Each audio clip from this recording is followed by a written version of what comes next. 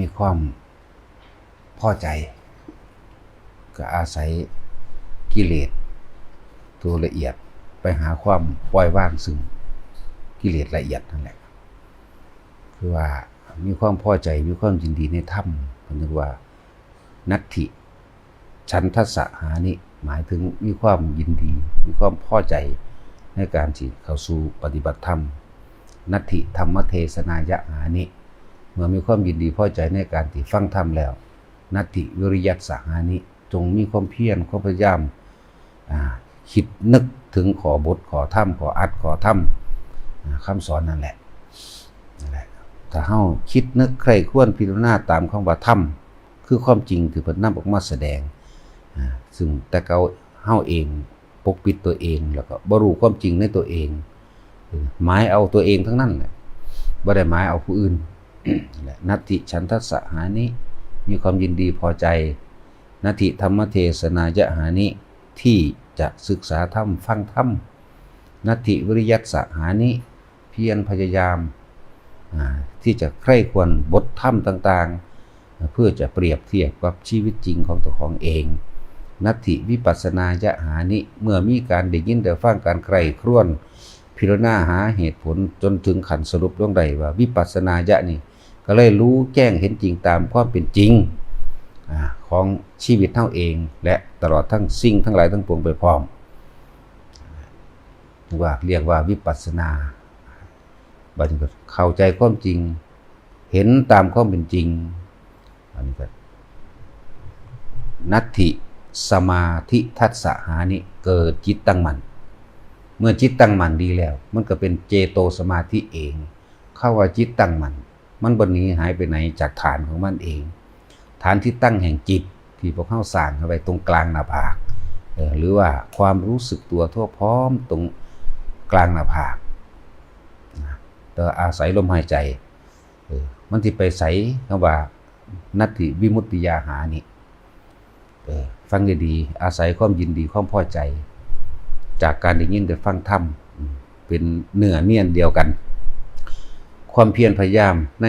การที่คิดใคร่ควรพิจารณาคือวิปัสสนานั่นเองพยายามในตนเองและวิปัสสนารู้ตามความเป็นจริงสรุปได้ตามความจริงได้แล้วว่าสิ่งทั้งหลายมีความเกิดขึ้นเป็นธรรมดามีความแตกดับเป็นธรรมดานั่นมันก็เกิดเห็นเฮาเกิดเป็นสมาธิจิตตั้งมั่นเมื่อจิตตั้งมั่นแล้วคนเฮาถ้าบ่คิดเรื่องใดๆก็ช่างอยู่ในฐานที่ตั้งแห่งจิตเอิ้นว่าสมาธิจิตตั้งมั่นแล้วนั่นแหละความหลุดพ้นแห่งจิตก็เป็นแบบนั้นหมายถึงมันบ่คิดบ่กังวลเรื่องของไผใดๆทั้งสิ้นแม้กระทั่งเรื่องของตน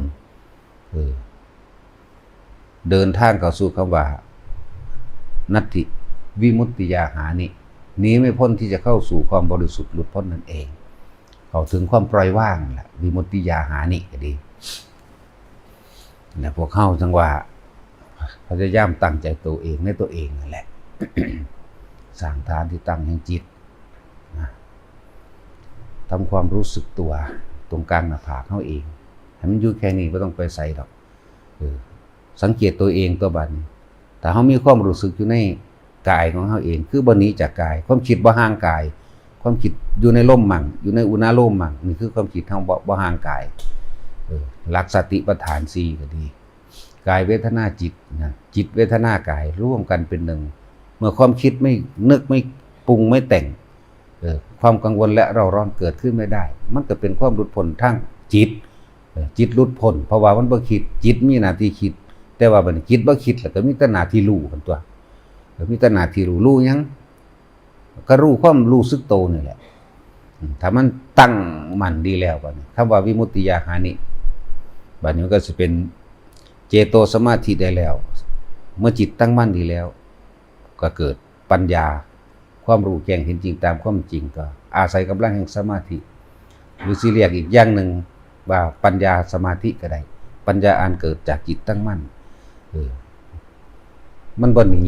ออกจากความรู้สึกในกายที่นิ่มๆนุ่งๆอยู่ในระหว่างคิ้วเฮาเองคือความรู้สึกบ่หนีออกจากกายแล้วคำว่าเห็นจริงตามความเป็นจริงโดยบ่ได้คิดบ่ได้นึกเหมือนกับตาเฮาเห็นคน เขาย่างคุยกันไปแล้วเขาก็รับตาเข้าไปนี่บ่ได้คิดบ่ได้นึกหยังกระสร้างเถอะแต่ว่ามันสิรู้ขึ้นมาเองของมันเองว่าทุกอย่างแม้แค่เกิดขึ้นแล้วก็ดับไปคือเขาย่างมาให้เฮาเห็นคุยกันเรื่องนั้นเรื่องนี้แล้วเขาก็ย่างรับตาเข้าไปนั่นแหละเสียงก็เลยแค่เกิดดับบุคคลทั้งหลายเหล่านั้นกลุ่มนั้นก็แค่เกิดดับแม้กระทั่งอากาศที่มาพัดเดี๋ยวร้อนเดี๋ยวหนาวมันก็แค่เกิดดับนั่นแหละ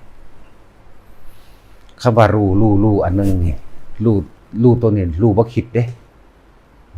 แต่ว่ามันถึงเป็นในหั่นแหละเป็นในว่าเกิดดับนั่นแหละนั่นว่าพวกเฮาถ้ามีความพอใจในธรรม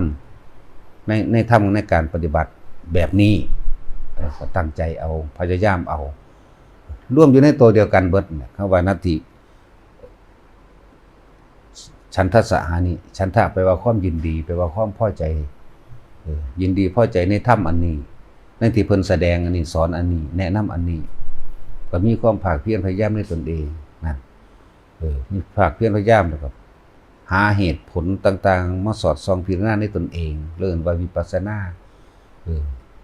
เมื่อรู้ตามความเป็นจริงมาได้แล้วพอเปลี่ยนเป็นอื่นเลยต้องเป็นอย่างนี้อย่างเดียวเนี่ยปุ๊บมันเกิดกลายเป็นนัตถิสมาธิทัสสะหานินะไม่หนีไปไหนมันก็เป็นนัตถิวิมุตติยาหานิเองดอกร่วมแล้วเลยเป็นหนึ่งเดียวกันนั่นแหละว่าพวกเข้าถ้าสิทุกข์ก็มันทุกข์เป็นศาสตร์สุดท้ายซะอย่าปักไปทุกข์ไปทั้งอื่นอีกเถอะนะ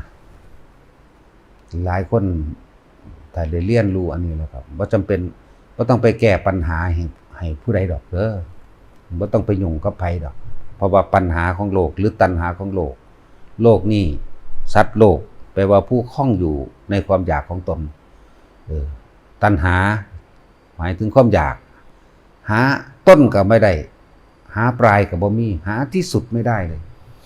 บ่จำเป็นต้องไปหาแก้ปัญหาอย่างนั้นนี่เด้อบุคคลผู้อยู่เหนือตัณหาต่างหากจึงจะแก้ปัญหาได้เพราะทุกๆปัญหาล้วนแล้วแต่เกิดจากตัณหาคือความอยากของใครของมันเฮาสิไปแก้ความอยากของผู้อื่นแก้บ่ได้นั่นแหละจึงบอกว่าถึงแม้ว่าในการต่อไปเกี่ยวข้องแต่ไม่ผูกพันทำความเข้าใจให้ดีๆเด้อเกี่ยวข้องมันเป็นอดีตแหละผู้อยู่เหนือตัณหาได้แล้วผู้อยู่เหนือปัญหาทั้งปวงของโลกเหนือตัณหาทั้งเบิดแหละ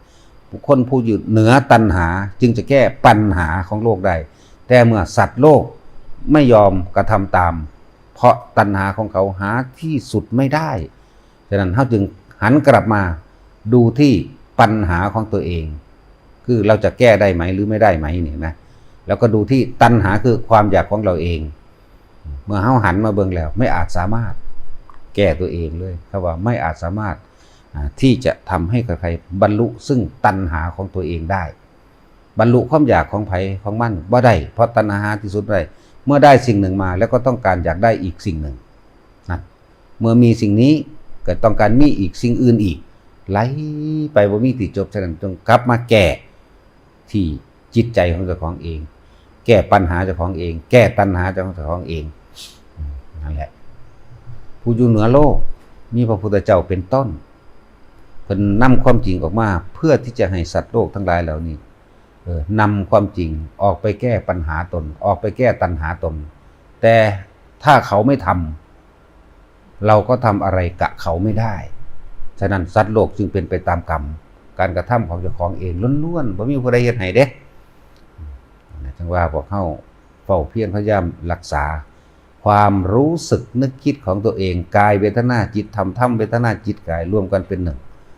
อยู่ที่หนึ่งลมหายใจกับอุณาโลมหรือความรู้สึกตัวนั่นเอง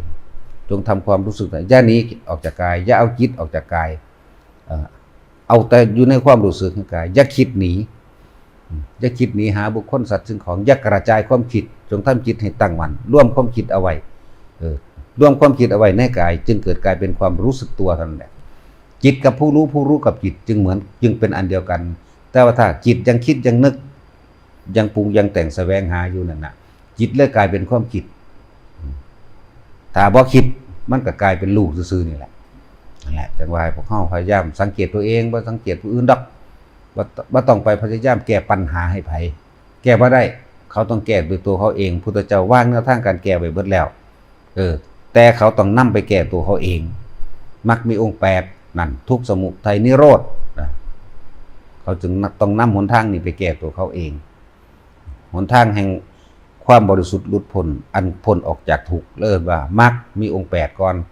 สำหรับเฮากลับไปกลับมาได้ทั้งนั้นแหละบ่ต้องหาตามหลักสูตรนั่นดอกมรรคแปลว่าหนทางเดินมรรคหรือวิสุทธิมรรคมรรคมีองค์8เป็นหนทางเดินเข้าสู่ความบริสุทธิ์ให้พ้นออกจากทุกข์ให้พ้นออกจากสาเหตุแห่งทุกข์แล้วมันก็ดับเองเป็นนิโรธเองนั่นแหละว่าพวกเข้าเอาเฉพาะตัวเข้าโลดจะไปต้องไปแก้ไผแก้ไม่ได้นะแม้กระทั่งแก้ความตายให้ตัวเองมันยังแก้ว่าใดหมายถึงศาสตร์นี้หมายถึงร่างกายนี้แก้ความแก่ให้ตัวเองก็ไม่ได้ป่วยตัวเองก็ไม่ได้บ่ได้แก้ความตายตัวเองบ่ได้นั่นแหละจังหวะต้องว่างความอยากทั้งเบิดทั้งสิ้นทั้งปวงจึงจะไม่ตายเพราะว่าไม่มาเกิดนั่นแหละเพราะ